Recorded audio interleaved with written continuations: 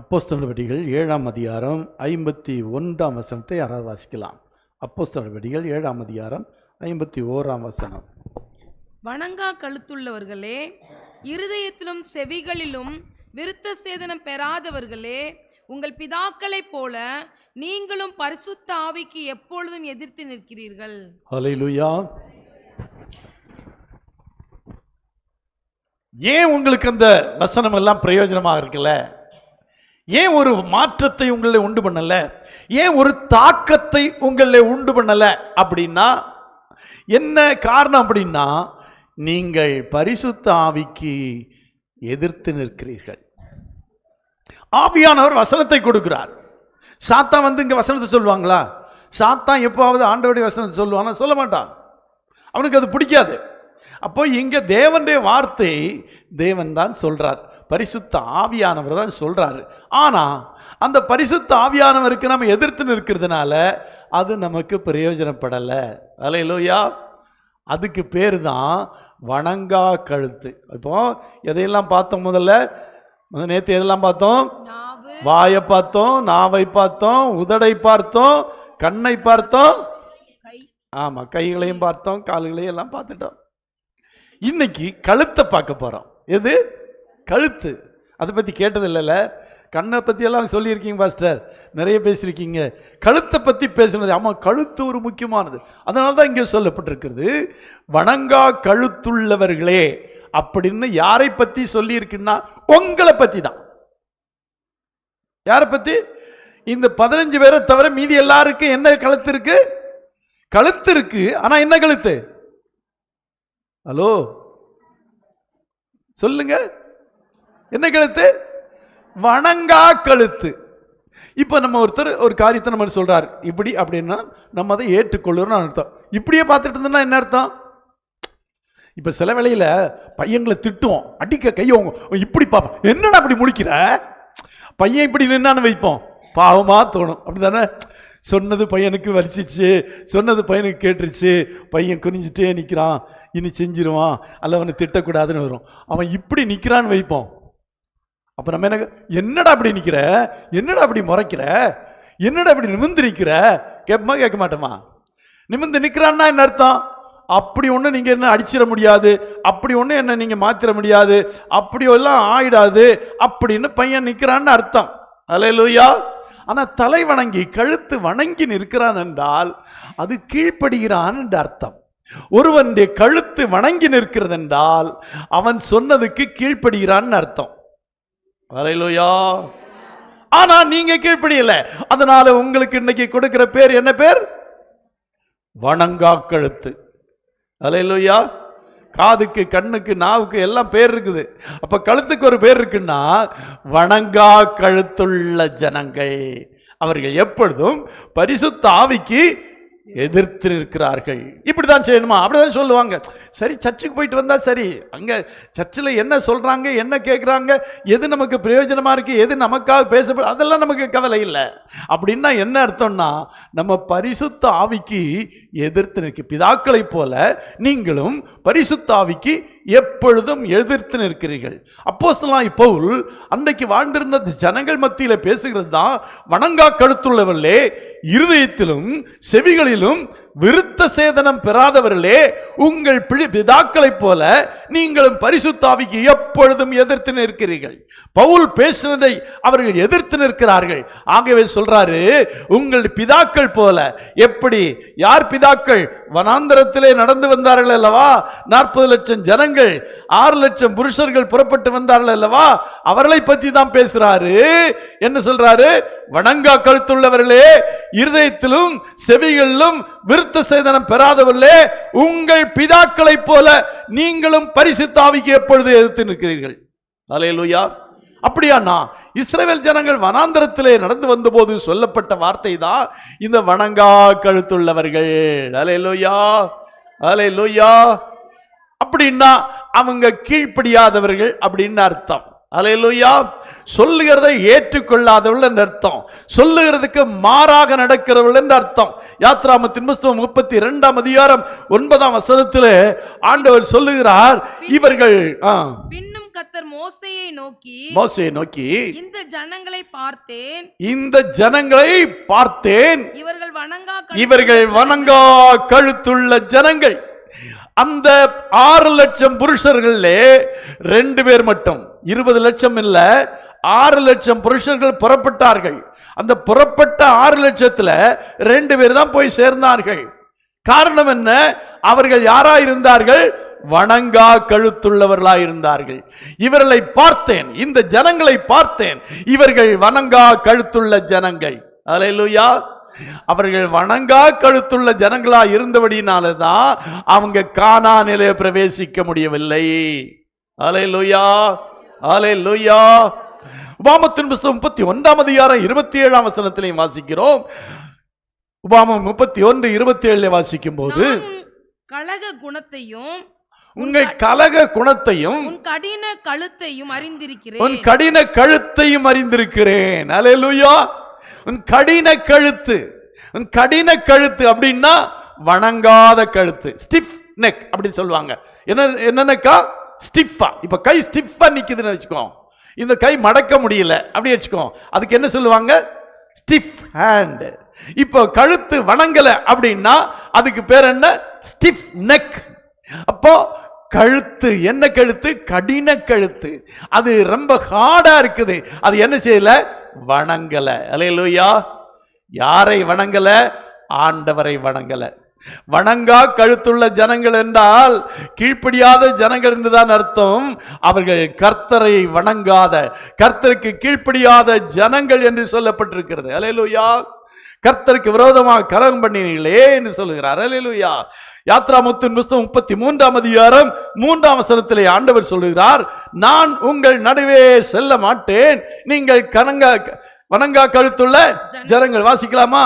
ஆனாலும் வழியிலே நான் உங்களை நிர்மூலம் பண்ணாதபடிக்கு நான் உங்கள் நடுவே செல்ல மாட்டேன், நான் உங்கள் நடுவில் செல்ல மாட்டேன், நீங்கள் வணங்கா கழுத்துள்ள ஜனங்கள், நீங்கள் வணங்கா கழுத்துள்ள ஜனங்கள். இந்த 15 பேரை தவிர ஆண்டவர் மற்றவங்களோட வரவே மாட்டார். ஹலோ, ஓகேவா? சரி பாஸ்டர், சரி வராட்டி இருக்கிறாரு, அவருக்கு பிடிச்சா வர்றாரு, பிடிக்காட்டு வராட்டி இருக்கட்டும். ஏன்னா இங்க சொல்றாரு, நான் உங்கள் நடுவே செல்ல மாட்டேன். யாருக்கு நடுவே ஆண்டவர் செல்ல மாட்டார்னா, யார் யார் வணங்கா கழுத்துள்ளவர்களா இருக்கிறார்களோ அவர்கள் நடுவே ஆண்டவர் செல்ல மாட்டார். நீங்கள் வணங்கா கழுத்துள்ள ஜனங்கள், 85 பேர் வணங்கா கழுத்துள்ள ஜனங்கள், உங்கள் நடுவே ஆண்டவர் செல்ல மாட்டார். It's okay. Hello hello Jessie, it's okay. Good you understand? Hello, சொல்லாதவங்க அப்பா 35 வருஷம் விசுவாசி, 25 வருஷம் விசுவாசி, பிறந்ததிலிருந்தே விசுவாசி. ஆனா இருக்கிற கழுத்து என்ன கழுத்து தெரியுமா? ஸ்டிஃப் நெக், ஸ்டிஃபா நிக்கும். சொல்லுவாங்களா ஸ்டிஃபா நிக்குதுன்னு. இந்த கழுத்து ஸ்டிஃபா நிக்குது. என்ன? ஆண்டவரை வணங்காது, ஆண்டவருக்கு கீழ்ப்படியாது. அல்லேலூயா. இங்கே சொல்லப்பட்டிருக்கிறது. ஒன்றும் பிரச்சனை இல்லை. ஆண்டவர் சொல்ற, நீ வணங்கலையா, உன் கழுத்தை பிடிச்சி ஆண்டவர் அப்படியே என்ன பண்ணி அமுத்தி வணங்கு வணங்குன்னு சொல்ல மாட்டார். ஆண்டவர் சொல்லுவார், நீ வணங்கா கழுத்துள்ளவளாவே இரு, எனக்கு பிரச்சனை இல்லை, நான் உன் நடுவில் என்ன செய்ய மாட்டேன், செல்ல மாட்டேன். அது உங்களுக்கு ஓகேவா? இந்த வணங்கா கழுத்துள்ளவர்களாக இந்த என்னுடைய வாழ்க்கையில் ஒரு வசனமும் கிரியை செய்யலை, இது ஒன்றும் எனக்கு நடக்கலை, 365 என்ன அதில் 10 வருஷமாக வந்துட்டு இருக்கிறேன், எனக்கு ஒன்றும் நடக்கலை அப்படின்னா ஒன்றும் பிரச்சனை இல்லை. ஆண்டவருக்கு ஒன்றும் பிரச்சனை இல்லை. ஆண்டவர் உங்கள் நடுவே செல்ல மாட்டார். என்ன நான் சொல்லலை, எங்க வழியிலே நான் உங்களை நிர்மூலம் பண்ணாதபடிக்கு நான் உங்கள் நடுவே செல்ல மாட்டேன். ஏன் செல்ல மாட்டேன் என்றால், நீங்கள் யாரு? வணங்கா கழுத்துள்ள ஜனங்கள். அல்லேலூயா. இந்த வணங்கான கழுத்துள்ள ஜனங்களை நிர்மூலம் பண்ணுவேன் என்று ஆண்டவர் சொல்றாரு. யாத்ராமம் 33ஆம் அதிகாரம் 5ஆம் வசனம், அதே அதிகாரத்தின் 5ஆம் வசனத்தில் சொல்றாரு, ஏனென்றால் நீங்கள் வணங்கா கழுத்துள்ள ஜனங்கள், ஏனென்றால் நீங்கள் வணங்கா கழுத்துள்ள ஜனங்கள், நான் ஒரு நிமிஷத்தில் உங்கள் நடுவில் எழும்பி உங்களை நிர்மூலம் பண்ணுவேன். பாஸ்டர், கடைசி நாளா ஒரு நல்ல வார்த்தை சொல்லக்கூடாதா? அல்லேலூயா. நல்ல வார்த்தை சொல்றதுக்கு ஏராளமான ஊழியக்காரர்கள் இருக்கிறாங்க. நான் இந்த வசனம் சொல்றத சொல்றேன். நீங்கள் வணங்கா கருத்துள்ள ஜனங்கள் ஆகிய ஒரு நிமிஷத்துல உங்களை நிர்மூலம் பண்ணுவேன் என்று சொல்லுகிறார். ஓகேவா? உங்களுக்கெல்லாம் ஓகே தானா? ஓகேவா? No okay. அல்லேலூயா, அல்லேலூயா. நீங்க சொல்றது அப்படித்தான் இருக்கு. 52 பிரசங்கம் அல்ல, சரி, ஒரு 2 வாரம் வரல, 50 பிரசங்கம் கேட்டும் அது எனக்கு ஒரு பிரயோஜனம் இல்லை, அது எனக்கு ஒரு மாறுதல் இல்லை, அது என்னை தொடலை, அது என்னை உணர்த்தலை, அது என்னை தேற்றலை, அது நான் வந்த மாதிரியே தான் இருக்கிறேன். 50 வாரம் வந்திருக்கிறேன் பாஸ்டர், எனக்கு ஒன்றும் நடக்கலை பாஸ்டர் அப்படின்னு நீங்கள் சொன்னீங்கன்னா ஆண்டவர் பேரில் குறை சொல்ல முடியாது. ஆண்டவர் என்ன சொல்கிறாருன்னா, நான் என்னுடைய வார்த்தைகளை சொல்லிகிட்டே தான் இருக்கிறேன், என்னுடைய செய்தியை கொடுத்துட்டே தான் இருக்கிறேன், ஆனால் நீ தான் வணங்கா கழுத்துள்ளவர்கள். அல்லேலூயா. அதனால அவர் என்ன சொல்கிறேன்னா, அதுக்கு கடின கழுத்துன்னு சொல்கிறாரு, நீங்கள் கீழ்ப்படிய மாட்டீங்கன்னு சொல்கிறார். அல்லேலூயா. ஒரு நிமிஷத்தில் உங்களை என்ன செய்வேன்? 34ஆம் அதிகாரம் 9ஆம் வசனத்தை வாசிப்போம். ஆண்டவரே, உம்முடைய கண்களில் எனக்கு கிருபை கிடைத்ததானால் எங்கள் நடுவில் ஆண்டவர் எழுந்தருள வேண்டும். இந்த ஜனங்கள் வணங்கா கழுத்துள்ளவர்கள். நீரோ எங்கள் அக்கிரமத்தையும் எங்கள் பாவத்தையும் மன்னித்து எங்களை உமக்கு சுதந்திரமாக ஏற்றுக்கொள்ளும் என்றான். அல்லேலூயா. ஆமா, பாருங்க, எங்கள் நடுவில் ஆண்டவர் எழுந்தருள வேண்டும். இந்த ஜனங்கள் வணங்கா கழுத்துள்ளவர்கள். இவங்க வளைஞ்சு கொடுக்கவே மாட்டாங்க, இவங்க கீழ்ப்படியவே மாட்டாங்க. வணங்கா கழுத்து என்றால் அதனுடைய அர்த்தம் அது நீங்க கீழ்ப்படியாதவர்கள் என்ற அர்த்தம். நடத்தப்படுவதற்கு ஏற்ற வளைந்து கொடுக்கிற தன்மை, கீழ்ப்படுகிற தன்மை இல்லை. ஒரு காளை மாட்டின் மேலே நுகத்தை வைக்கிறார்கள். அந்த நுகத்தை வைக்கும்போது நல்ல பழக்கமான நல்ல ஒரு காளை மாடு நான் என்ன செய்யும் தெரியுமா? இப்படி கழுத்தை வச்சு கொடுக்கும். பார்த்துருக்கீங்களா? கழுத்தை அப்படியே கீழே வச்சு அவன் நுகத்தை வைக்கும்போது அது என்ன செய்யும்? கழுத்தை அப்படியே சாட்சி வளைச்சு கொடுக்கும். நுகத்தை வையே, நான் சுமக்கிறேன், நான் உன்னை கொண்டு போறேன் அப்படின்னு அது கழுத்தை வளைந்து கொடுக்கும். ஆனால் சில காளைகள் எனக்கு இப்படியே நிற்கும். இவன் கஷ்டப்பட்டு வைத்து அவன் கழுத்து மேல வைக்கணும். அல்லேலூயா. அப்ப நீங்க எப்பேற்பட்ட வணங்கா கழுத்துள்ள ஜனங்கள் என்று கொஞ்சம் யோசித்து பாருங்க. வசனம் சொல்லி இருக்கிறது, யாக்கோபுக்கு நிருபம் 1ஆம் அதிகாரம் 22ஆம் வசனத்தில் சொல்லப்பட்டிருக்கிறது, நீங்கள் திருவசனத்தை கேட்கிறவர்களாய் மாத்திரமல்ல. வாசிங்க பார்க்கலாம். அல்லாமலும் நீங்கள் உங்களை வஞ்சியாத படிக்கு திருவசனத்தை கேட்கிறவர்களாய் மாத்திரமல்ல அதன்படி செய்கிறவர்களாகவும் இருங்கள். திருவசனத்தை கேட்கிறவர்களாய் மாத்திரமல்ல அதன்படி செய்கிறவர்களாகவும் இருங்கள். வசனத்தை கேட்கிறோம், ஆனா அதன்படி செய்கிறோமா? கொஞ்சம் யோசித்து பாருங்க. வசனத்தை கேட்கலாய் மாத்திரம் இருந்து பிரயோஜனம் இல்லை.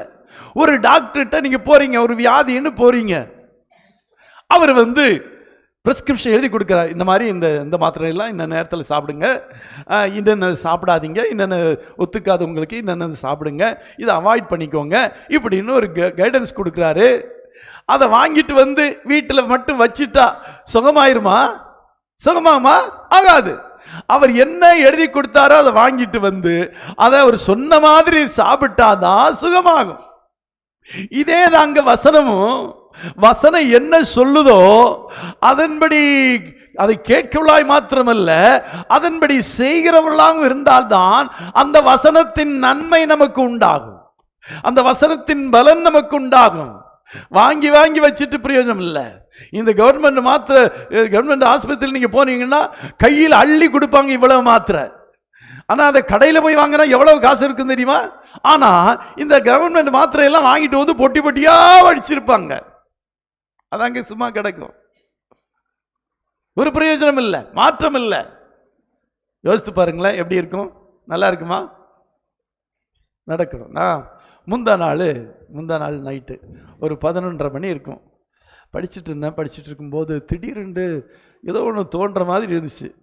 ஏதோ ஒன்று நடக்கிற மாதிரி ஒரு ஃபீலிங் இருந்துச்சு. வீட்டில் ப்ரெஷர் செக் பண்ணுற அந்த மிஷின் இருக்கு. அந்த ப்ரெஷர் செக் பண்ணுற மிஷின் எடுத்து பார்த்தேன்.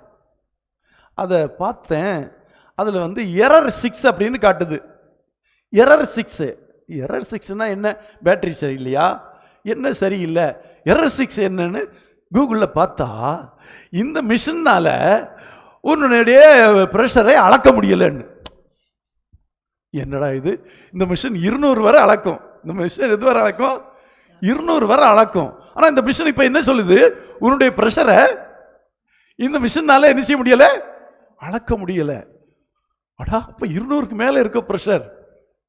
சரி, பக்கத்தில் வீட்டை பூட்டிட்டு பாஸ்டர்மாட்ட சொல்லிட்டு நான் அந்த பாலாஜி வரை போயிட்டு வர்றேன் அப்படின்னு நாங்கள் போனேன். அங்கே போனோடனே டாக்டர் செக் பண்ணிட்டு அசந்துட்டாரு. என்ன நீங்கள் தனியாக தான் வந்தீங்களா? நல்லா இருக்கீங்களா? உங்களுக்கு நல்லா இருக்கா? ஏதாவது தலை சுத்துதா? இது வருதா, அது வருதா? ஏன்னா 200க்கு 100 இருக்கு உங்களுக்கு. எத்தனை வாழ்க்கையில் கேட்டு தான் பார்த்துருக்கேன். 200க்கு 100 இருக்கு உங்களுக்கு. நீங்கள் எப்படி உங்களுக்கு ஒன்றுமே இல்லைங்கிறீங்க? எப்படி நீங்கள் வந்தீங்க? இந்த நேரத்தில் எதுக்கு வந்தீங்க? உங்களுக்கு ஏதாவது தோழிச்சா, தலை சுச்சுச்சா, அல்லது ஏதாவது நடுக்கமாச்சா, இங்கே வலி வந்துச்சா, அங்கே வலி வந்துச்சா? மறுபடியும் செக் பண்ணுறாரு. இல்லை 200க்கு 100 இருக்கு. எவ்வளவு தான் இருக்கணும்? 120க்கு 80 தான் இருக்கணும். இது எவ்வளவு இருக்குது? 200க்கு 100 இருக்கு. ரெண்டுமே கூட இருக்கு. இல்லை, இது சரியில்லையே. உடனே ஒரு இன்ஜெக்ஷன் போடுங்க, ஒரு மாத்திரை சாப்பிடுங்க. நாங்கள் முதல்ல இன்ஜெக்ஷன் போட்டு அப்புறம் மாத்திரை சாப்பிட்டாங்க. இல்லை, இப்படி விடக்கூடாது, உடனே இசிஜி எடுத்துடணும். உடனே 200 இருக்குது, 100 இருக்குன்னா கண்டிப்பாக ஏதோ ஒன்று ஆயிருக்கும், இசிஜி எடுத்துடலாம் அப்படின்னாரு. நைட்டு 12 மணி இசிஜி எடுத்துடணுங்கிறார். தனியாக தான் போயிருக்கிறேன். இசிஜி எடுத்து பார்த்தா இசிஜி நார்மலாக இருக்கு. ஹல்லேலூயா. அப்போ அவர் சொன்னார், அந்த இன்ஜெக்ஷனும் அந்த மாத்திரையும் என்ன செஞ்சிருக்கு? வேலை செஞ்சிருக்கு. உங்களுக்கு பிரச்சனை இல்லை. இன்னைக்கு ஒரு மாத்திரை நைட் போடுங்க, நாளைக்கு காலையில் ஒரு மாத்திரை போடுங்க, மறுபடியும் நாளைக்கு வந்து செக் பண்ணுங்க அப்படின்னாரு. ஹல்லேலூயா. இப்போ அவர் எழுதி கொடுத்தாரு ஒரு இன்ஜெக்ஷன், ஒரு மாத்திரை. அதை வாங்கிட்டு நான் வீட்டுக்கு வந்திருந்தா என்ன ஆயிருக்கும்? அந்த 200ங்கிறது என்ன போயிருக்கும்? இன்னும் மேலே தான் போயிருக்கும். அந்த இன்ஜெக்ஷனும் அந்த மாத்திரையும் அவர் சொன்ன உடனே அதை வாங்கிட்டு வந்து முதல்ல அந்த மாத்திரையை சாப்பிட்டுட்டு கொஞ்சம் கழிச்சு அந்த இன்ஜெக்ஷன் எடுத்துட்டு அப்புறம் இசிஜி பார்த்தோன்னே எல்லாம் நார்மல். ஆனாலும் அப்போ வந்து பிபி இருக்கத்தான் செய்யுது. காலையில் நீங்கள் வந்து ஒரு மாத்திரை போட்டு பாருங்க அப்படின்னாங்க. ஹல்லேலூயா. அதுக்கப்புறம் நார்மல் ஆயிடுச்சு. ஹல்லேலூயா சொல்லுமா. நான் ஏன் இதை சொல்கிறேன்னா, அவர் எழுதி கொடுத்த அந்த மாத்திரையை வாங்காமலோ இன்ஜெக்ஷனை போடாமல் இருந்திருந்தா குறைஞ்சிருக்குமா? தானாக குறைஞ்சிருக்காது. இது ஏன் நான் இதை சொல்கிறேன்னா, ஆண்டவருடைய வசனம் இதை செய்யன்னு நம்மளை ஒரு காரியத்தை சொல்லும், கண்டிப்பாக சொல்லும். இங்கே கொடுக்குற செய்திகள் ஒவ்வொன்றும் யாருக்காகிலும் யாரோ ஒருத்தருக்கல்ல. நீங்கள் நல்லா புரிந்து கொள்ள வேண்டும். இங்கே கொடுக்குற செய்தி 500 பேர் வர்றாங்கன்னு வச்சுக்குவோம். 500 பேரில் ஒரு 10 பேருக்கு பிரயோஜனம், மீதி 490 பேருக்கு எந்த ஒரு பிரயோஜனமும் இல்லைன்னா அப்படி ஒரு செய்தி கொடுத்து பிரயோஜனம் இல்லை. அப்படி இருக்கவே இருக்காது. இப்போ நீங்கள் 100 பேர் வந்திருக்கீங்க, இதில் அந்த 15 பேரை மட்டும் கூப்பிட்டு உட்காருங்க, நான் உங்களுக்கு சாப்பாடு போடுறேன்.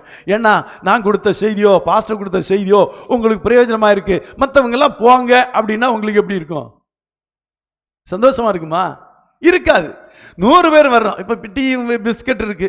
ஐயோ 10 பேருக்கு, அந்த 15 பேருக்கு மட்டும் டீ கொடு, பிஸ்கட் கொடு, வேற யாருக்கும் ஒன்றும் கொடுக்காத.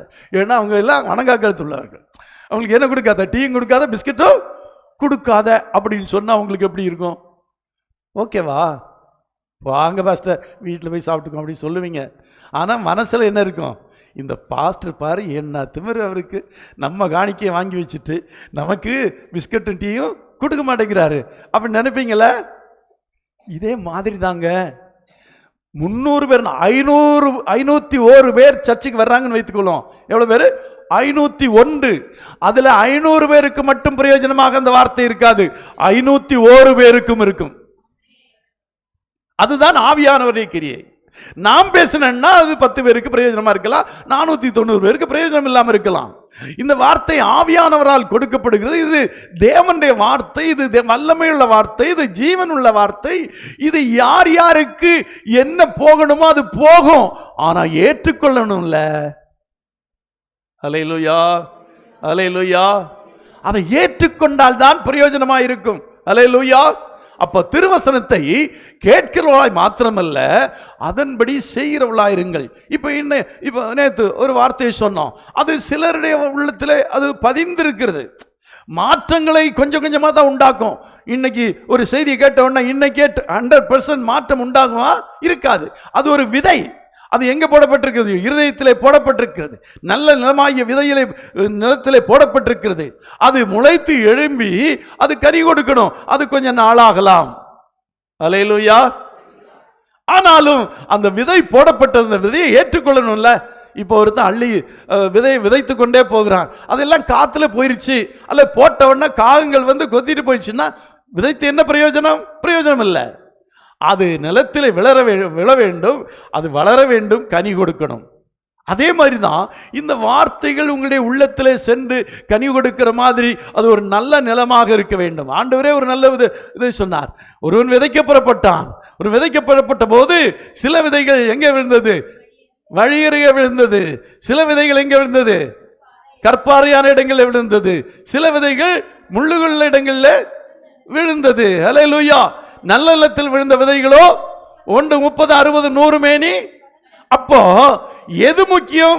விதைத்தவன் முக்கியம் இல்ல. அவன் ஒரு விதை விதைக்க போறான்னா நல்ல விதையை தான் வாங்கி விதைப்பான். அது எங்க விழணும்? நல்ல நிலத்திலே விழணும். நல்ல நிலமாகிய நம்முடைய இருதயம் நல்ல நிலமா இருந்ததுன்னா 52 வாரங்களும் பேசுகிற அந்த வார்த்தைகள் உங்களுக்கு கண்டிப்பாக பிரயோஜனமான பலனை கொடுக்கும். அதுல மாற்று கருத்தே இல்லை. அல்லேலூயா. இயேசு கிறிஸ்துவினுடைய பிரசங்கத்தை கேட்க ஏராளமான ஜனங்கள் வந்தார்கள். 5000 பேரையும் போஷித்தார் ஆண்டவர். அதுல ஒருவரை கூட விட்டு வைக்கல. ஒருவரை கூட விட்டு வைத்தால் அந்த 12 கூடையினரே மீதம் எடுத்திருக்க முடியாது. அல்லேலூயா. எல்லாரும் திருப்தியாய் சாப்பிட்டு அந்த 12 கூடைகள் மீதம் எடுத்தால் என்று சொல்லப்பட்டிருக்கிறது. திருப்தியாய் சாப்பிட்டாள் என்றால் என்ன அர்த்தம்? அது அவருடைய உள்ளத்திலே உடலிலே போய் சேர்ந்திருக்கிறது. திருப்தி ஆயிடுச்சு, இதுக்கு மேல வேண்டாம். அல்லேலூயா. நான் சிலவங்களை பார்த்துருக்கேன் சாப்பிடும்போது கடைசியா இந்த இவ்வளவு போல வைங்கம்மாங்க, இந்த இவ்வளவு போல வைங்க, இந்த இவ்வளவு போல வைங்கன்னா ஏன்னு சொல்றாங்க. அந்த இவ்வளவும் சாப்பிடாம இருந்தா அந்த இடம் காலியா இருந்தா இருந்துட்டு போகுது. அவ்வளவுக்காக சாப்பாடு இவ்வளவுதான் வைப்பாங்க. இவ்வளவு வைங்க அப்படிம்பாங்க. அதே ரசமோ தயிரோ ஊற்றி அதை சாப்பிட்டு தான் அப்பா அப்படிம்பாங்க. அப்போ கொஞ்சம் கூட இடம் இல்லாம நிரப்ப விரும்புறாங்க. அல்லேலூயா. எல்லா இடத்துலையும் அப்படிதான் நிரப்ப விரும்புறாங்க. வீட்டில் ஒரு வேளை இல்லை இவ்வளோதான் இருக்கும், ஓகே போயிடுவோம் போதும் அப்படின்னு சொல்லிடுறோம். ஆனால் எங்கேயாவது ஒரு கல்யாணத்துக்கோ எங்கேயாவது ஒரு விருந்து வீட்டுக்கு போனால் இவ்வளவு கூட போடுங்கன்னு சொல்லி கடைசியாக ரசம் வாங்கி சாப்பிட்றோம். ஏன்னா முழுதுமாக வயிறு நிரம்பணும்னு சொல்லி.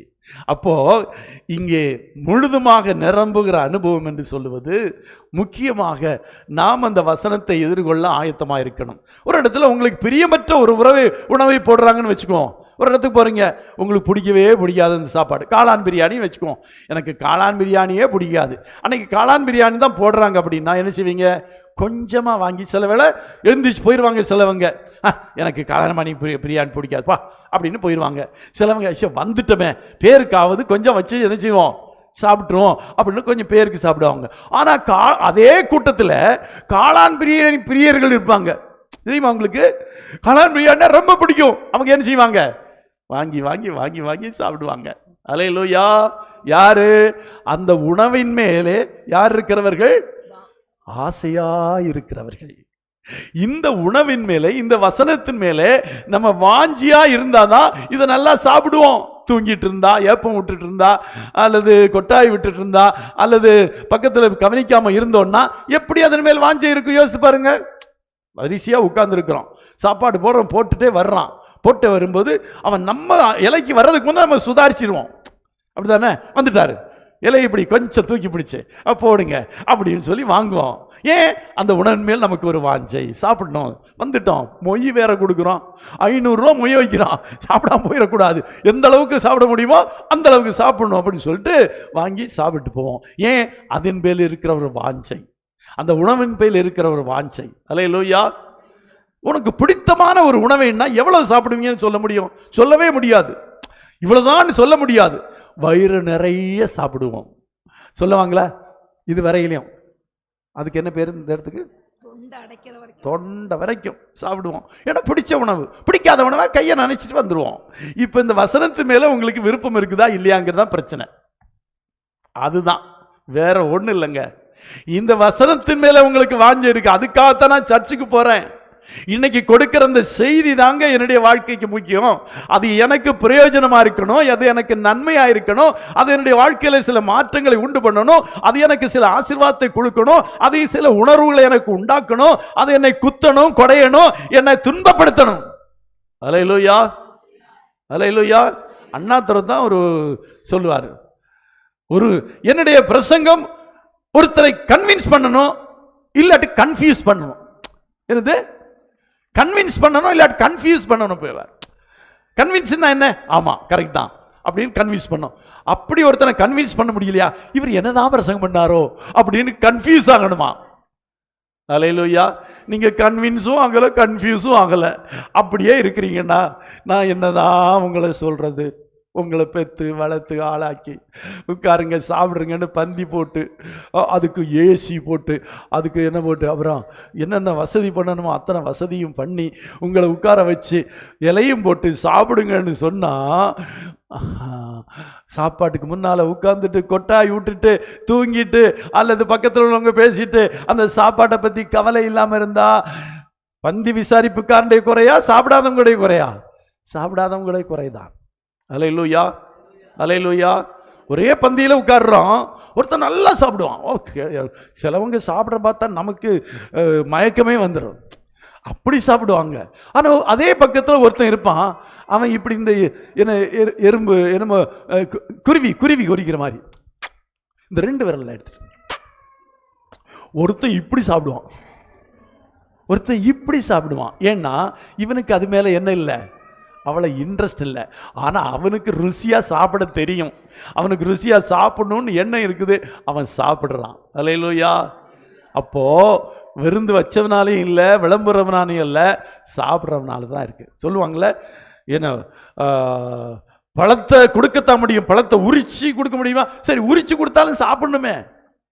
அப்போ அந்த நிலைமை தான் இப்போ இருக்குது. யாரையும் குறை சொல்லாதீங்க, சொல்லுங்க நான் தான் குறை, என் மேலே தான் குறை. இந்த 52 செய்தியும் கேட்டு அது என்னிலே ஒரு மாற்றத்தை உண்டு பண்ணலைன்னா அது என் மேலே குறை. ஏன்னா கேட்கிறவளாய் மாத்திரமல்ல, போன உடனே அதன்படி செய்கிறவர்களாக இருக்கணும். அல்லேலூயா, அல்லேலூயா. இப்போ வீட்டுக்கு போன உடனே வைஃப்ட கேட்குறீங்க, எப்படி இருந்து செய்தி? அது எப்படி இருந்தால் உங்களுக்கு என்ன? இப்படி சொன்னாங்கன்னு வச்சுக்கோ, இப்படி சொன்னாங்கன்னு வச்சுக்குவோம், எப்படி இருக்கும் உங்களுக்கு? அதே நேரத்தில் ஆமாங்க கேட்டேங்க, இன்னைக்கு உண்மையிலே அவர் சொன்ன சில காரியங்கள் என்னை தொட்டுச்சுங்க, என்னால் உடனே மாற முடியலை, என்னால் மாற்றிக்க முடியலை, ஆனால் நான் கொஞ்சம் கொஞ்சம் ட்ரை பண்ணுவேங்க. அப்படி சொன்னால் அவங்களுக்கு எப்படி இருக்கும்? சந்தோஷமாக இருக்கும். அது கணவனாக இருக்கட்டும், மனைவியாக இருக்கட்டும், பிள்ளைகளாக இருக்கட்டும், அப்படி மாற்றிக்கிற ஒரு தன்மை இருந்தால் தாங்க வாழ்க்கை இனிக்கும்.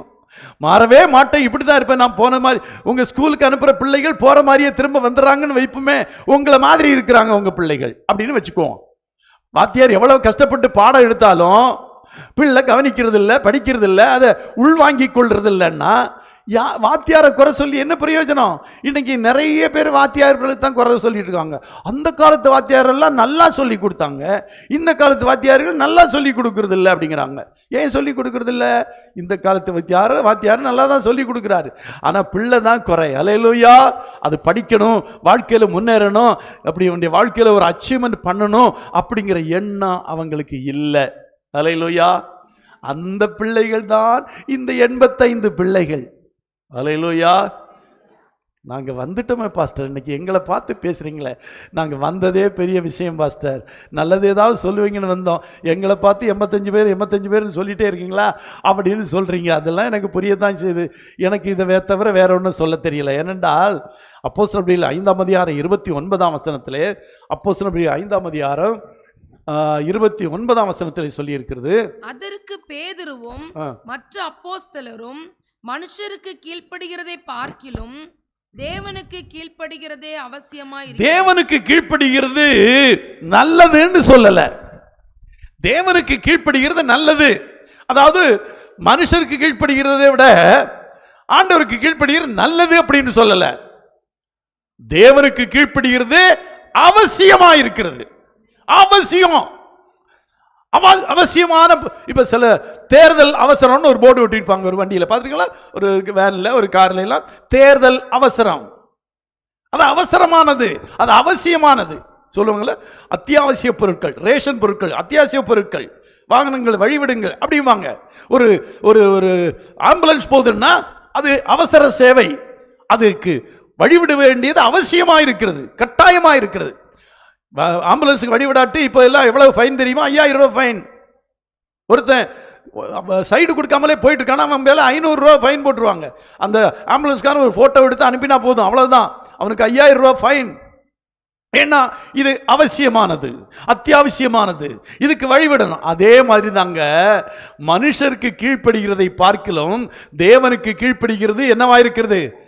அவசியமாயிருக்கிறது. அல்லேலூயா, அல்லேலூயா. அவசியமானதை நீங்கள் எப்படி செய்யாம இருக்கலாம்? வசனம் உங்களுக்கு பிரயோஜனமா இருந்தா அப்படின்னு கேட்டா அந்த வசனத்தின்படி நீங்கள் செய்ய முயற்சி செய்தீங்களா? இங்க 1-2 பேர் சொன்னாங்க, என்னால முழுசுமா அதை செய்ய முடியல, நான் ட்ரை பண்றேன். ஓகே ஓகே ஓகே, ட்ரையாவது பண்றீங்களா? அதுதாங்க கீழ்ப்படிதல். உடனடியா போய் இன்னையிலிருந்து நான் பொய்யே சொல்ல மாட்டேன் அப்படின்னு முடிவு பண்ணிட்டேன்.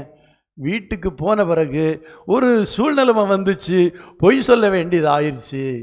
ஆனாலும் ட்ரை பண்றேன். ஆனாலும் சிலவங்க என்ன தெரியுமா, பொய் சொல்லக்கூடாதுன்னு தான் முடிவு பண்ணேன், இப்போ பொய் சொல்லிட்டேன், இனி தொடர்ந்து சொல்லிட்டே இருக்கலாம். அதை ஜெயிக்க முடியல, அதை என்ன செய்ய முடியல? ஜெயிக்க முடியல. அதனால விடு, இனி எப்போவெல்லாம் தோணுதோ எப்போவெல்லாம் தேவையோ அப்போ என்ன சொல்லிக்கலாம். இல்லை, இந்த இடம் சொல்லிட்டேன், முடியல. ஏதோ ஒரு திடீர்னு பழைய பழக்கம், வாய் எடுத்தா போய் தானே ஒரு பழைய பழக்கம். அது முற்காலத்தில் அப்படிதான் இருந்தோம். ஆனால் இப்போ அப்படி இல்லை. இப்போ ஒரு மாறுதல் வந்திருக்குது. இப்போ அப்படி போய் சொல்லக்கூடாதுன்னு நினைக்கிறோம், ஆனால் திடீர்னு சொல்லிட்டோம். ஆனால் கீழ்ப்படுகிறது என்ன தெரியுமா?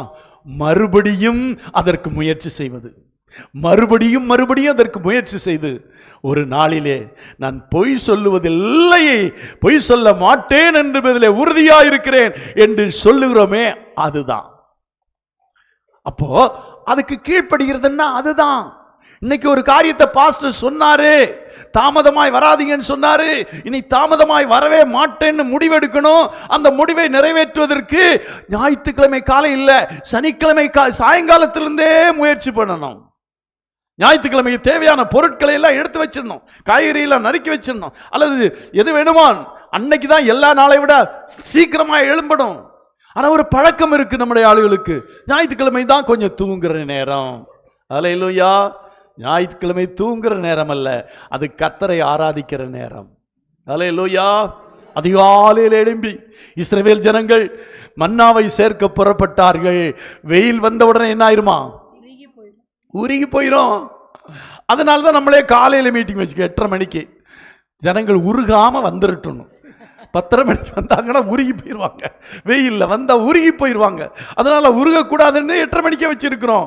ஆனாலும் பரவாயில்ல, உருகுனாலும் பரவாயில்ல, நாங்கள் 9:30 மணிக்கு தான் வருவோம் அப்படிங்கிறாங்க. அப்படின்னு சிலர் வர்றாங்க.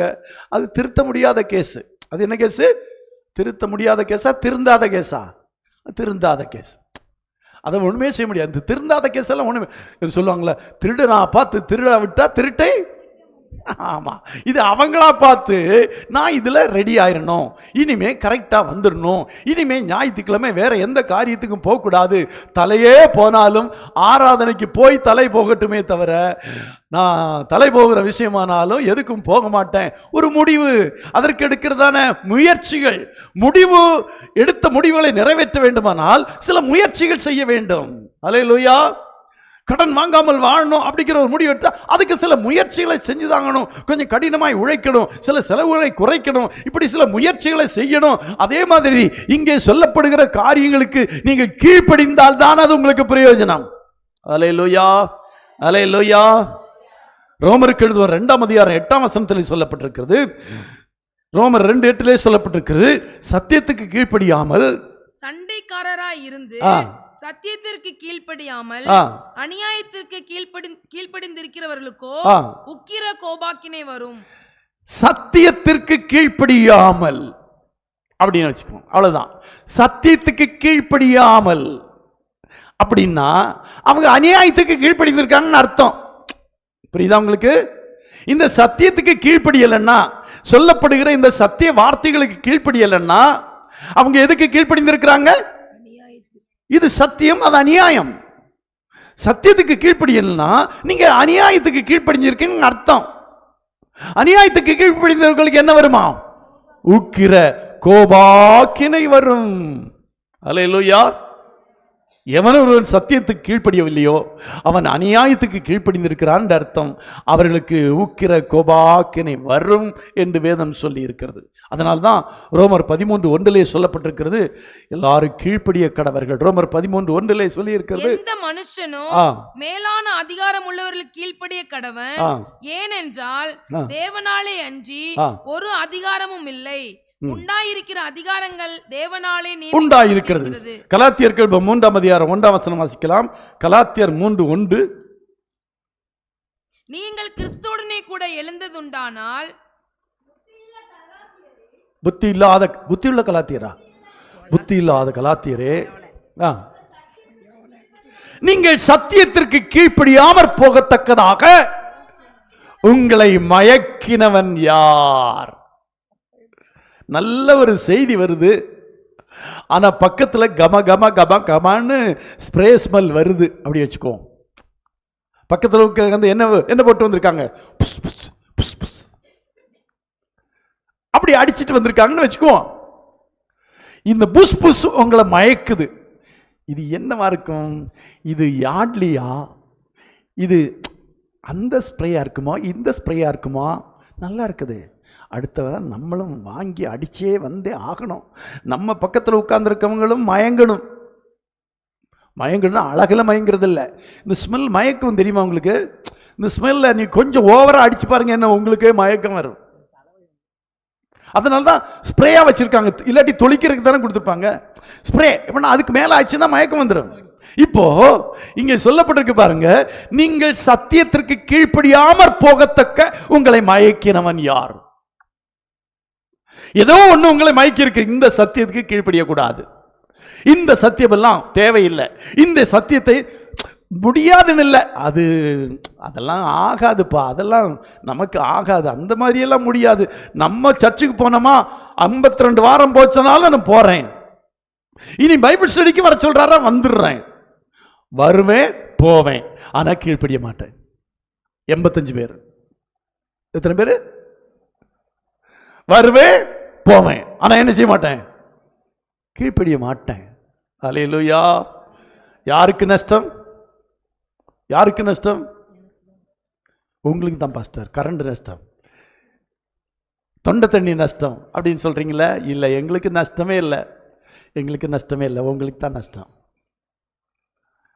ஆனால் ஏதோ ஒன்று உங்களை மயக்குது, அதை பற்றி கவலைப்படுறதில்ல, என்ன செய்திங்கிறது சரியாக கேட்கறதில்ல. இதுக்கு தான் நான் அடிக்கடி சொல்லுவேன், வீட்டில் போன உடனே இங்கிருந்தே ஒரு டீயை சாப்பிட்டு போறீங்க, அங்கே போன உடனே ஹப்பான்னு விழுந்துடாதீங்க.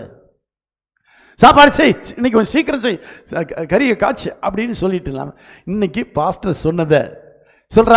முதல் வசனம் என்னடா, 2ஆம் வசனம் நீ சொல்லு, 3ஆம் வசனம் நீ சொல்லு. என்ன சொன்னாரு பாஸ்டர்? என்ன கேள்வி கேட்டார்ல, என்ன கேள்வி கேட்டாரு? இப்படி ஒரு டிஸ்கஷன் பண்ணுங்க, ஒரு சின்ன டிஸ்கஷன், ஒரு 10 நிமிஷம் பண்ணுங்களேன். 1 மணி நேரம்லாம் வேண்டாங்க, ஒரு 10 நிமிஷம் ஒரு டிஸ்கஷன் பண்ணுங்க. இன்னைக்கு என்னத்தை பேசினாரு? அது 2வது நம்ம என்ன செய்யறோம், ஒரு மாடு அசை போடுகிற மாதிரி அதை வாங்கி வச்சிட்டோம், வசனத்தை வாங்கி வச்சிட்டோம். இப்போ கொஞ்சம் டைம் கிடைச்சோன்னா அசை போடுறோம். இந்த அசை போடாம இருந்தா அந்த மாடு பிழைக்காது. மாடு அசை போடாம இருந்தா அது என்ன செய்யாது? பிழைக்காது. அதை அசை போட்டு தான் அது திரும்ப உடலுக்கு பயன்படுத்துகிறது. அதே மாதிரி தானுங்க இந்த வசனத்தை நீங்க அசை போடணும். உங்களுடைய பையன் எவ்வளவு நல்லா படிக்கிற பையன்னாலும் வீட்டில் வந்து படிக்கணும், அப்படித்தானே? எவ்வளவு படிக்கிற பையனோ பிள்ளையானாலும் வீட்டில் வந்து பிள்ளை படிச்சாதான் அது நல்ல மார்க் வாங்கும். இல்லாட்டி ஒருவேளை பாஸ் பண்ணுமா இருக்கும், பிரயோஜனம் இல்லை. இப்பெல்லாம் 100க்கு 100ங்கிறதா மதிப்பெண். முந்திதான் பாஸ் பண்ணிட்டியா, அதுதான் கேள்வி. அன்னைக்கு முந்தியெல்லாம் அப்படித்தானே கேட்பாங்க, ரிசல்ட் வந்து பாஸ் பண்ணிட்டியா? பாஸ் அப்பா எத்தனை மார்க்குங்கிறதெல்லாம் அப்போ எல்லாம் பிரச்சனையே கிடையாது. எங்கிட்ட எல்லாம் கேட்கல. எனக்கு 288 மார்க்கு. அப்போ 11ஆம் வகுப்புல 288 மார்க். பாஸ் பண்ணிட்டியா? பாஸ் பண்ணிட்டேன். அப்பா எல்லாருக்கும் ஒரே திருப்தி, எனக்கும் திருப்தி. ஆனா இப்ப இப்படி இல்லை. இப்போ உனக்கு எத்தனை மார்க்கு? பாஸ் பண்ணதெல்லாம் கேள்வியில பாஸ் பண்ணி தான் ஆகணும். ஆனா எத்தனை மார்க்கு? 99 100 98 97க்கு மேல போனாதான் பாஸ் பண்ண மாதிரி. அப்படித்தானே? அதுதான் பாஸ் பண்ண மாதிரி. என்ன அர்த்தம் கொஞ்சம் யோசித்து பாருங்களேன். எந்த அளவுக்கு நம்ம அதை ஏற்றுக்கொள்ளுகிறோம்.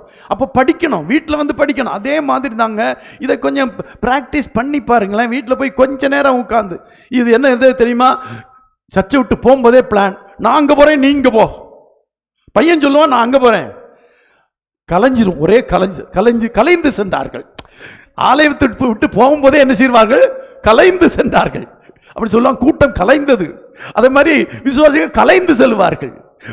ஆண் ஒரு பக்கம், பெண் ஒரு பக்கம், பையன் ஒரு பக்கம், கலைந்து சென்று விடுவார்கள். மாலையில ஒவ்வொருவராக திரும்பி வருவார்கள். அல்லது சாப்பிடும் நேரத்தில் சாப்பிட்ற பிறகோ கொஞ்சம் ஒவ்வொருத்தராய் வந்து சாப்பிடுவாங்க.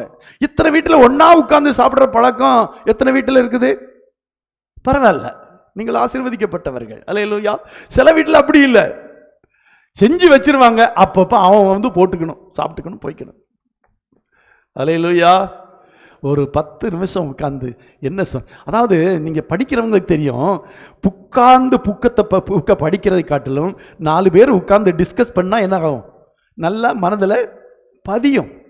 அப்போ அந்த மாதிரி செய்து பாருங்க, ஞாபகத்தில் வரும். அது உங்களுக்கு ரொம்ப பிடிச்சிருந்ததுன்னா இன்னொரு நாள் உட்கார்ந்து டிஸ்கஸ் பண்ணுங்க. அல்லேலூயா. ஆனால் பாஸ்டர் தப்பா சொல்லிட்டாருன்னு டிஸ்கஸ் பண்ணக்கூடாது. அல்லேலூயா. பாஸ்டர் அப்படி சொல்லிட்டாரு, இப்படி பேசிட்டாரு, அப்படியெல்லாம் சொல்லக்கூடாது. பாஸ்டர் இல்லை, பரிசுத்த ஆவியானவர் பேசினார். அல்லேலூயா.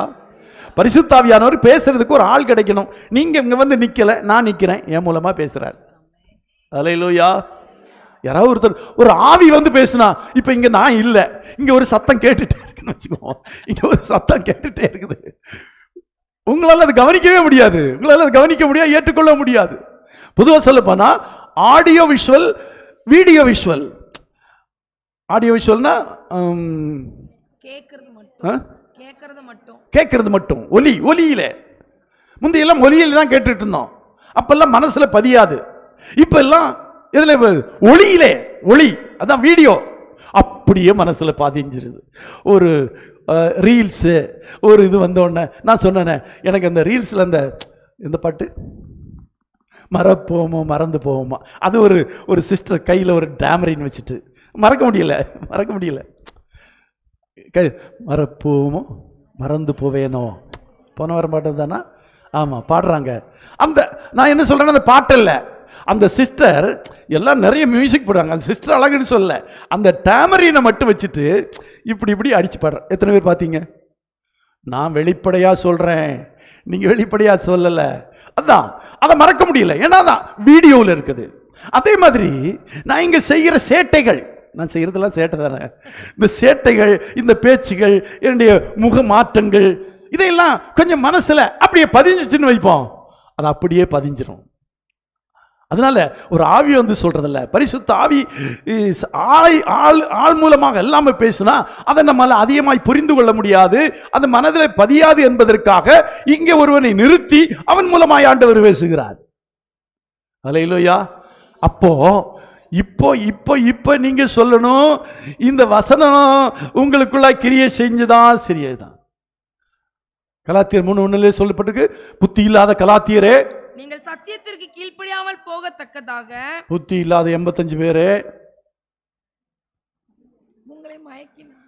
நீங்கள் சத்தியத்திற்கு கீழ்ப்படியாமல் போகத்தக்கதாக உங்களை மயக்கினவன் யார்? அது ஆனா பெண்ணா குழந்தையா ஃபேனா ஏசியா?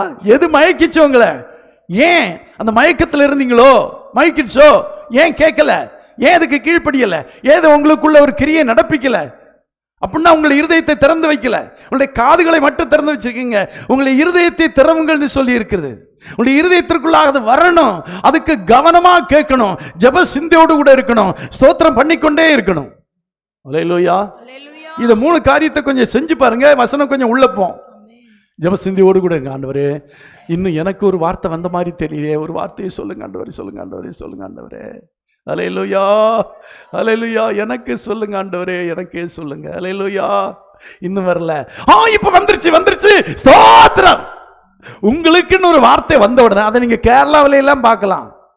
பாஸ்டர் பிரசங்கம் பண்ணிருப்பாங்க, திடீர்னு ஸ்தோத்திரம்பாங்க. என்ன அர்த்தம் தெரியுமா? அந்த வார்த்தை அவங்களுக்கு பிடிச்சிருச்சான். அந்த வார்த்தை அவங்களுக்குள்ள ஒரு கிரியை நடந்துச்சு.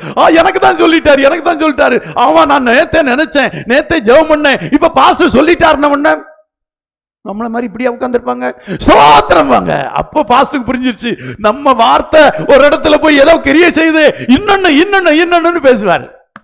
இங்கயா நீங்க இருக்கிறத பார்த்தா எனக்கு பேசுற ஆசையை விட்டுரும் போல இருக்கு. எனக்கு ஆசையை விட்டுரும் போல இருக்கு. ஏன்னா நீங்க கவனிக்கிற மாதிரியும் தெரியுது, கவனிக்காத மாதிரியும் தெரியுது. எப்படி தெரியுது? கவனிக்கிற மாதிரியும் தெரியுது, கவனிக்காத மாதிரியும் தெரியுது. அல்லேலூயா. சிலவங்க தூங்குற மாதிரியும் தெரியுது. இவ்வளவு சத்தம் போட்டும், இவ்வளவு வால்யூம் வச்சும் இவ்வளவு தூங்குறீங்க அப்படின்னா அப்புறம் நான் என்னதான் செய்யறது? வால்யூம் உயர்த்தலாமா? அவ்வளவுதான். அப்புறம் கிளியரா கேட்காது. இன்னொரு வசனத்தை வாசிக்கலாமா? கலாத்தியர் 5ஆம் அதிகாரம் 7ஆம் வசனம். கலாத்தியர் 5:7 வாசிக்கலாம். நீங்கள் நன்றாய் ஓடினீர்களே, சத்தியத்திற்கு கீழ்ப்படியாமல் போக உங்களுக்கு தடை செய்தவன் யார்? ஒரு நல்ல கேள்வியை கேட்கிறார். நீங்கள் நன்றாய் ஓடினீர்களே, போன வாரெல்லாம் நல்லா தானே இருந்தீங்க, போன வருஷமெல்லாம் நல்லா தானே இருந்தீங்க, போன ஆராதனையில கூட நல்லா தானே இருந்தீங்க, இப்ப உங்களுக்கு என்னாச்சு? இந்த சத்தியத்திற்கு, இந்த கேட்ட இந்த சத்தியத்திற்கு கீழ்ப்படியாமற் போக உங்களுக்கு யார் தடை செய்தது? யாரோ ஒருத்தர் தடை செய்திருக்கிறாங்க. அவங்க உள்ளத்துல இருந்து பேசிட்டு இருக்கிறாங்க. அல்லேலூயா. தடை எப்படி வரும்? வாயை பொத்துவாரா? அவர் வந்து பக்கத்துல இருக்க சிஸ்டர் வந்து உங்க வாயை பொத்துவாங்களா, வாயை மூடுவாங்களா? இல்ல. ஏதோ எப்பவோ பார்த்த கேட்ட ஒருவன் அல்லது ஒருத்தி உள்ள இருக்கிறாங்க, அவங்க தடை செய்யறாங்க. அல்லேலூயா. இந்த இப்படி இருக்குன்னு வச்சுக்கோமே, இது காது வழியா தான் போகுது, காது வழியா போகுது, இந்த அப்படியே ஹார்ட் வர போகுதுன்னு வச்சுக்குவோம். நீங்கள்லாம் டாக்டர் இல்லைல்ல? ஆமாம், சரி. இங்கிருந்து காதில் கேட்குறீங்க, அது அப்படியே போகுது, மூளைக்கு போகுதா, இருதயத்துக்கு போகுதுன்னு வச்சுக்குவோம். இருதயத்துக்கு போகுது, போகிற இடத்துல ஒரு பிளாக் இருக்கு. என்ன இருக்கு? பிளாக்கு. கேட்டுறீங்களா? ஹார்ட்டில் பிளாக்கு. அதே மாதிரி இந்த வசனம் உள்ள போறதுக்கு சில பிளாக். அது என்ன பிளாக் தெரியுமா? ஏற்கனவே கேட்ட ஒரு செய்தியோ, ஏற்கனவே கேட்ட ஒரு வார்த்தையோ, ஏற்கனவே பார்த்த ஒரு காரியமோ இது உள்ள போக அனுமதிக்கல, தடை செய்திருச்சு. ஹார்ட் அட்டாக்னா என்ன? நம்முடைய இருதய ஓட்டத்தை, இரத்த ஓட்டத்தை தடை செய்து விட்டது. எது? அந்த டியூப், நம்ம உள்ள போற அந்த டியூப் என்ன செய்யுச்சு? அது சுருங்கி இரத்த ஓட்டத்தை என்ன செய்யுச்சு? தடை செய்யுச்சு. அவ்வளவுதான், அவுட்டு. ரத்த ஓட்டத்தை கொஞ்சம் கொஞ்சமா குறைச்சிருவா. அதான் பிரஷர் அதிகமாயிட்டு வருதுன்னு அர்த்தம். கொஞ்சம் அதிகமாயிட்டு இருக்குன்னா ரத்த ஓட்டம், இந்த கொலஸ்ட்ரால் அந்த மாதிரியான காரியங்கள்னாலே இந்த என்ன செய்யுதான், அந்த ரத்த குழாய் என்ன செய்யுது? சுருங்க ஆரம்பிக்கிறது. ரத்த குழாய் என்ன செய்யுது? சில இரத்த குழாய்கள் சுருங்க ஆரம்பிக்கிறது. சில இரத்த குழாய்கள்ல இந்த என்னது சொல்லுவாங்க, கொலஸ்ட்ரால் என்ன சொல்லுவாங்க, அதுக்கு ஃபேட் கொழுப்பு போய் அடைஞ்சு அந்த உள்ள இருக்கிற ஓட்டையை சின்னது பண்ணிடுச்சு. அதான் அப்போ இந்த இரத்த ஓட்டத்தை அது என்ன செய்கிறது? தடை, முழுதுமாய் போறதுக்கு தடை செய்யுது. தடை செய்யறதுனால கொஞ்சம் போகும்போது கொஞ்சம் நெஞ்சு வலி, கொஞ்சம் பிரஷர், கொஞ்சம் முடியாம ஆகுது. டோட்டலா இது பிளாக் ஆகி போக முடியாதவன அவுட் ஆயிடும். அப்படின்னா என்ன அர்த்தம்? இப்ப கொஞ்சம் உங்களுக்கு தடை ஏற்பட்டு கொண்டிருக்கிறது. எதுக்கு? இந்த சத்தியத்திற்கு கீழ்ப்படிவதற்கு ஒரு தடை ஏற்பட்டு கொண்டிருக்கிறது. இந்த தடையை முறித்து நீங்கள் வசனத்தை ஏற்றுக்கொள்ளாவிட்டால் ஒரு நாள் செத்து போவீர்கள். நல்ல வார்த்தை சொல்றீங்களேன், பார்த்தேன். உயிரோடு இருப்பீங்கன்னு சொல்றீங்களேன், செத்து போவீர்கள் சொல்றீங்க. ஆமா, ரத்த ஓட்டம் வரலன்னா செத்து போவீர்கள். இந்த வசனத்தை கீழ்ப்படியாவிட்டா அப்படித்தானே சொல்லி இருக்கிறது. அல்லேலூயா. கீழ்ப்படியாமற் போக தடை செய்தவன் யார்? அதனால இப்படி இருந்தா தேவ கோபம் நம்மையிலே வரும். கொலேசியர் 3ஆம் அதிகாரம் 6ஆம் வசனத்தில் சொல்லி இருக்கிறது. கொலேசியர் 3:6 சொல்லி இருக்கிறது. இவைகளின் பொருட்டே கீழ்ப்படியாமையின் பிள்ளைகள் மேல் தேவ கோபாக்கினை வரும். இந்த 85 பேர் மேலும் தேவ கோபம் வரும் அப்படின்னு நான் சொல்லல, அப்போஸ்தலனாகிய பவுல் கொலோசியர்ல சொல்லியிருக்காரு. கீழ்ப்படியாமையின் பிள்ளை தானே அப்படின்னா இந்த வசனத்துக்கு நீங்க கீழ்ப்படியலன்னு அர்த்தம். 85 பேர் இன்னைக்கு இந்த 85 வச்சே வாங்கிறேன். இந்த 85 பேர் மேலையும் தேவ கோபாக்கினை வரும் அப்படின்னா, ஏன்னா அவங்க கீழ்ப்படியல. ஏன்னா வசனம் எதையாவது ஒன்று செய்யத்தான் சொல்லியிருக்கோம். இப்ப பாருங்க, ஒரு பிரசங்கத்துல இதை செய்யணும்னு சொல்லும், இதை செய்யாமன்னு சொல்லும், ரெண்டு தான் சொல்லும். செய்யவும் செய்யலாம், செய்யாமல் இருக்கவும் இருக்கலாம். நம்ம மழைக்கு ஒரு அறிவிப்பு கொடுப்போம், மழை பெய்யவோ பெய்யாமல் இருக்கவோ, மிதமாகவோ அதிகமாகவோ மழை பெய்வதற்கு வாய்ப்பு இருக்கு அப்படின்னா என்ன அர்த்தம்? அப்படின்னா என்ன அர்த்தம்? மழை பெய்யினா பெய்யலாம், பெய்யாமல் இருக்கலாம், அதிகமாக பெய்யலாம், கொஞ்சமாக பெய்யலாம். இது வேணுமா என்ன? அப்போ வசனத்தை சொல்றேன்னா ஒண்ணுல வசனத்துக்கு கீழ்ப்படியணும், இதுபடி செய்யணும், இல்லாட்டி இதை செய்யக்கூடாது. இது ரெண்டு காரியத்தை ஒரு வசனம் சொல்லிட்டே இருக்கும். ஒரு வசனம் உயர்த்து, ஒண்ணுல செய்ய வேண்டியதை செய்யல, செய்யக்கூடாத நிறுத்தணும்னா நிறுத்தணும். இதுதான் கீழ்ப்படிதல். இவைகளின் பொருட்டே கீழ்ப்படியாம போகிற பிள்ளைகள் மேல் தேவ கோபாக்கினை வரும். அல்லேலூயா, அல்லேலூயா. ஏன்னா அது ஒரு தண்டனை. எபிரேயர் 2:2 சொல்லப்பட்டிருக்கிறது, எந்த கீழ்ப்படியாமுக்கும் என்ன தண்டனை உண்டா? எபிரேயர் 2:2 சொல்லப்பட்டிருக்கிறது. சொல்லப்பட்ட வசனத்திற்கு விரோதமான எந்த செய்கைக்கும் கீழ்ப்படியாமைக்கும், எந்த செய்கைக்கும் வசனத்துக்கு விரோதமாக எந்த செய்கைக்கும் கீழ்ப்படியாமைக்கும் நீதியான தண்டனை வரத்தக்கதாக அவருடைய வசனம் உறுதிப்பட்டிருக்கிறது. அல்லேலூயா. எந்த கீழ்ப்படியாமைக்கு என்ன உண்டு? தண்டனை உண்டு, நீதியான தண்டனை உண்டு. அப்போ என்ன? ஆண்டவர் என்ன காரணத்திற்காக எந்த வசனத்தை உங்களுக்கு சொன்னாரோ அந்த வசனத்துக்கு கீழ்ப்படியலைன்னா என்ன வரும்? தண்டனை வரும். முதல் தண்டனை என்ன தெரியுமா? அதை எபிரேயர் 3:18 சொல்லி இருக்குது. 3:18 பின்னும் என்னுடைய இளைப்பாறுதலில் பிரவேசிப்பதில்லை என்று அவர் யாரை குறித்து ஆணையிட்டார்? கீழ்ப்படியாதவர்களை குறித்து அல்லவா? அக்கிரமம், அநியாயம், கொள்ளை செய்கிறவனே அல்ல. என்னுடைய இளைப்பாறுதல் பிரவேசிப்பதில்லை என்று அவர் யாரை குறித்து ஆர்டர் போட்டார்னா, கீழ்ப்படியாத 85 பேர்களை குறித்து. அல்லேலூயா. 85 ஒன்று தானே? அந்த 85 பேரை ஆணையிட்டார், கீழ்ப்படியாதவர்களை குறித்து அல்லவா? அல்லேலூயா. அப்ப கீழ்ப்படியாதவர்கள் தேவனுடைய இளைப்பாறுதல் என்ன செய்ய முடியாது? ஏன்னா அவங்க தான் படிக்கலையே.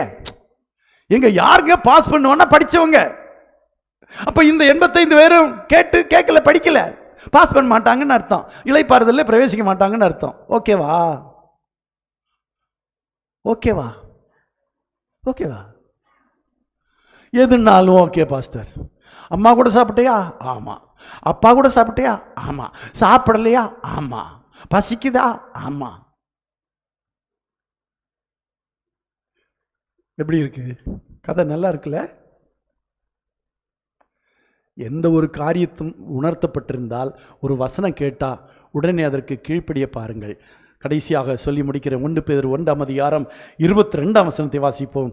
1 பேதுரு 1:22 உங்கள் விசுவாசமும் நம்பிக்கையும் தேவன் மேலிருக்கும்படி ஆகையால் சிநேகிதம் உள்ளவர்களாய் இருக்கும்படி ஆவியினாலே சத்தியத்திற்கு கீழ்ப்படிந்து உங்கள் ஆத்துமாக்களை சுத்தமாக்கி கொண்டவர்களாய் இருக்கிறபடியால். போதும். ஆவியினாலே சத்தியத்திற்கு கீழ்ப்படிந்து உங்கள் ஆத்துமாக்களை சுத்தமாக்கி கொண்டவர்கள். இப்பதான் நேற்று துவங்கின கடைசி சப்ஜெக்ட் வர்றேன்.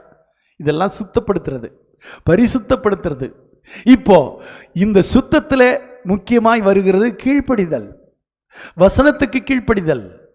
அந்த வசனத்துக்கு இங்கு சொல்லப்பட்டிருக்குது, சத்தியத்திற்கு என்றால் வசனத்திற்கு, ஆண்டவருக்கு கீழ்ப்படிந்து ஆத்துமாக்களை சுத்தமாக்கி கொண்டவர்களாயிருக்கிறபடியால். அல்லேலூயா. அப்போ இந்த வசனத்தை கேட்டு அதை ஏற்றுக்கொண்டு நம்முடைய ஆத்துமாக்களை என்ன செய்யணும்? சுத்தம் பண்ணணும். அல்லேலூயா. அப்பதான் தேவனுடைய ராஜ்யத்தில் பிரவேசிக்க முடியும். கடைசியாக ஒரு வசனம், இப்படி கடைசின்னு சொல்லி 3 சொல்லிட்டீங்க பாஸ்டர். 2 நாளாகமும் 30ஆம் அதிகாரம் 8ஆம் வசனத்தை வாசித்து முடிக்கலாம். 2 நாளாகமும் 30ஆம் அதிகாரம் 8ஆம் வசனம்.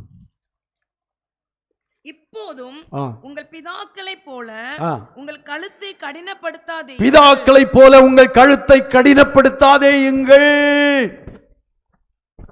அந்த 6 லட்சம் புருஷர்களே 5,98,998 கரெக்ட், கணக்கு கரெக்டா?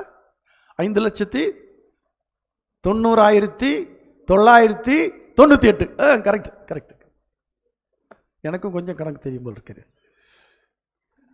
அந்த 5,90,998 பேர் கடின கழுத்து. சொன்னா கேட்க மாட்டோம், எங்களுக்கு எல்லாம் தெரியும், அப்புறம் பார்த்துக்கலாம். ஓகே ஓகே விடு, அவ்வளோ பிரசங்கம் பண்ணிட்டீங்களா பாஸ்டர், விடுங்க பாஸ்டர். அதோட உங்க வேலை முடிஞ்சு எங்க வேலைக்கு நாங்கள் ஆண்டவர்கிட்ட கணக்கு போய் சொல்லிக்கிறோம். நிறைய பேர் அப்படித்தான் சொல்றாங்க. உங்க வேலை பண்ணிட்டீங்களா, விசந்து பேசணும்ல, பேசிட்டீங்களா, இன்னும் நாங்கள் பார்த்துக்கிறோம் அப்படின்னு அப்படி தைரியமா இருக்காங்க 85 பேர். எங்கப்பா, உங்கள் பிதாக்களைப் போல உங்கள் கழுத்தை கடினப்படுத்தாதீங்கள்.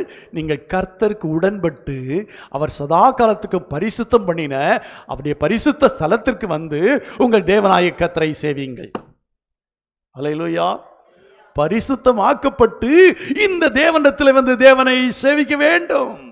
அப்பொழுது அவருடைய உக்கிரமான கோபம் உங்களை விட்டு திரும்பும். நீங்க கீழ்ப்படியாததுனால, கடின கழுத்துள்ளவர்களா இருக்கிறபடினாலே, வணங்கா கழுத்துள்ளவர்களா இருக்கிறபடினாலே ஆண்டவர் உங்கள் மேல் கோபமாக இருக்கிறார். ஆனால் அந்த கோபம் மாற வேண்டுமானால் உங்கள் பிதாக்களைப் போல நீங்கள் கழுத்தை கடினப்படுத்தாதபடி நீங்கள் கர்த்தருக்கு உடன்பட்டு அவர் சதா காலத்துக்கும் பரிசுத்தம் பண்ணின அவருடைய பரிசுத்த ஸ்தலத்திற்கு வந்து உங்கள் தேவனாய கர்த்தரை சேவியுங்கள். அப்பொழுது அவருடைய உக்கிரமான கோபம் உங்களை விட்டு திரும்பும். இல்லாவிட்டால் அந்த உக்கிரமான கோபம் உங்கள் மேலேயே இருக்கும். அல்லேலூயா, அல்லேலூயா. நான் இன்னும் பேசிட்டு இருப்பேன். நேத்தே பிரதர் சொன்னார், 2 மணி நேரம் உட்கார்ந்து எனக்கே உட்கார முடியல, நீங்கள் 2 மணி நேரம் பேசுறீங்களே பாஸ்டர். நான் பேசுவேன், எனக்கு ஒன்றும் பிரச்சனை இல்லை. ஆனால் அதிக பிரசங்கின்னு சொல்லிடுவீங்க, அப்புறம் வீட்டுக்கு போகணுன்னு சொல்லுவீங்க, கடைசி நாளில் இப்படி இழுத்து வச்சுட்டாரேன்னு சொல்லுவீங்க. போதும், இது போதும். 2 மணி நேரம் கேட்டிருக்கீங்கன்னு நினைக்கிறேன். கடின கழுத்தா இருக்காதீங்க. கழுத்தை சாய்த்து, ஓகே ஆண்டவரே, சரி ஆண்டவரே, செய்கிறேன் ஆண்டவரே, சொல்லுங்க ஆண்டவரே, நான் கேட்குறேன் ஆண்டவரே அப்படின்னு கழுத்தை வணங்கி கொடுத்து வணங்குகிற கழுத்தாக இருக்க உங்களை அன்போடு கேட்டுக்கொள்ளுகிறேன். இப்பொழுது எல்லாரும் தலையில வணங்கி ஜெபிப்போமா? அல்லேலூயா. Thank you Jesus. நன்றி கர்த்தாவே, உம்மை நாங்கள் நன்றியோடு துதிக்கிறோம். இந்த 2 நாள் வசனத்திற்காக நாங்கள் உம்மை ஸ்தோத்திரிக்கிறோம். 352 வாரங்களுடைய செய்திகளை கேட்டும் அவைகளுக்கு செவி சாய்க்காத வணங்கா கழுத்துள்ளவளாக இருந்தாலும் இந்த 2 நாட்களிலே சொல்லப்பட்ட இந்த வார்த்தைகளுக்கு செவி கொடுத்து தலை வணங்கி கழுத்தை வணங்கி, ஆண்டவரே இந்த வார்த்தைகளுக்கு நான் தலை வணங்குகிறேன், இந்த கழுத்தை வணங்கி கொடுக்கிறேன். இது உண்மையான வார்த்தை, இந்த உண்மையான வார்த்தைக்கு நான் கீழ்ப்படுகிறேன். தேவ கோபம் என்னை விட்டு அகலுவதாக. என்மேல் கிருபையாயிரும். இனிமேல் உம்முடைய வார்த்தைகளுக்கு நான் கீழ்ப்படிவேன். எங்களை பிதாக்களைப் போல வணங்கா கழுத்துள்ளவனாக நான் இருக்க மாட்டேன். நான் வணங்கின கழுத்துடையவனாக உமக்கு முன்பாக பணிந்து குனிந்து உம்மை வணங்குகிறவனாக, உம்மை வணங்குகிறவளாக என்னை மாற்றும். எங்களை மிகவும் அன்பாய் நேசிக்கிற எங்கள் நல்ல பிதாவே, இந்த மத்தியான வேளைக்காக நாங்கள் உமக்கு நன்றி செலுத்துகிறோம். இந்த நாளிலும் நீர் எங்களோடு பேசினதற்காக நன்றி. இந்த வார்த்தைகளுக்கு நாங்கள் செவி கொடுத்து இகழும்படி செய்யத்தக்கதாக, கேட்கிறவர்களாய் மாத்திரமல்ல அதன்படி செய்கிறவர்களாம் காணப்படத்தக்கதாக கர்த்தர் எங்களுக்கு உதவி செய்வீராக. எங்களை ஆசீர்வதிப்பீராக. உம்முடைய கரத்தில் எங்களை தாழ்த்தி அர்ப்பணிக்கிறோம்.